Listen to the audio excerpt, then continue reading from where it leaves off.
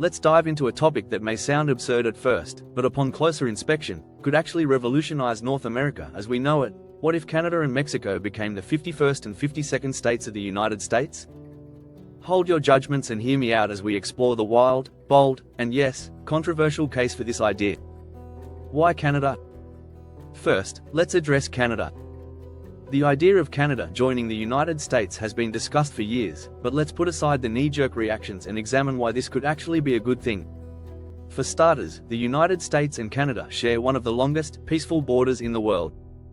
Our trade agreements, particularly NAFTA, or USMCA as it's now known, are already deeply intertwined. Economically, this merger could offer huge benefits, from increased trade to more cohesive energy policies and even infrastructure development. Imagine not having to worry about tariffs when crossing the border, and even better, imagine an integrated rail and transportation system that seamlessly connects the two countries. Politically, we could stabilize North America.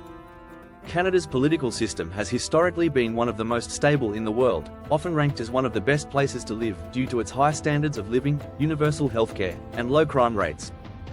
By absorbing Canada, the United States would gain a powerful political ally, strengthening its position on the global stage, especially against emerging powers like China. Now, let's talk about social benefits. Canada's healthcare system, often touted as one of the best in the world, could be incorporated into the US system, potentially offering a blueprint for a nationwide, universal healthcare model. We'd be able to expand and improve education systems, and access to social welfare programs could be more equitable, benefiting people in all 51 states. Why Mexico? But, let's not stop there. What if we didn't just stop with Canada? What if we went bold and brought Mexico into the fold as well? Yes, you heard that right. Mexico, the vibrant country just south of the US, could also become the 52nd state. Economically, this would be a game changer. Mexico has been one of the fastest growing economies in Latin America, with a young and increasingly educated workforce. It's time for the US to tap into that. By making Mexico the 52nd state, we would not only create one of the world's largest markets, but also position ourselves to dominate global trade with a population of over 450 million people. Think about the potential in agriculture, manufacturing, and the energy sector. Culturally, this integration would offer a unique fusion of American innovation and Mexican culture. We've already seen the influence of Mexican culture in the US, from food to music to art. Imagine if this cultural exchange was taken to the next level with full citizenship rights, allowing both US and Mexican citizens to create something truly unique in the world. And just like Canada, Mexico would benefit from US infrastructure, social services, and healthcare systems that are among the most advanced in the world.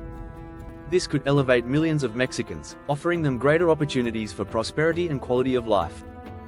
The disadvantages, of course, as with any bold idea, there are going to be arguments against this. Let's get into the criticisms. First, there's the issue of national identity. Canada, with its proud history and distinct culture, may not be eager to give up its sovereignty. The Canadian identity is deeply ingrained in its people, and the thought of losing that to join the US might not sit well with many Canadians. In Mexico's case, political and economic inequality could become a huge issue. While integrating Mexico might bring great economic advantages, the disparity in wealth and access to services could create social unrest. Imagine the strain on the US political system with millions of new citizens, many of whom live below the poverty line. The government would have to consider how to balance social services, education, and healthcare without further straining the already overburdened system. And then there's the issue of security. Both Canada and Mexico have their own security concerns, from the spread of organized crime in Mexico to potential security gaps on the northern border. How would these challenges be addressed without compromising US security? So, what are we left with? A compelling vision of North America united under the same banner of prosperity, trade, and shared global influence. But this vision comes with real challenges and potential pitfalls. It requires us to think long-term about what it means to be one nation, and how to incorporate diverse cultures and economies without losing what makes each country unique. In the end, whether or not Canada and Mexico should become the 51st and 52nd states is something that can only be answered by deep reflection and open discussion. But there's no doubt that such a move would reshape the very fabric of North America in ways we can only begin to imagine. You can choose to follow Pulse Tap if you want to, if not, we don't really give a flying banana.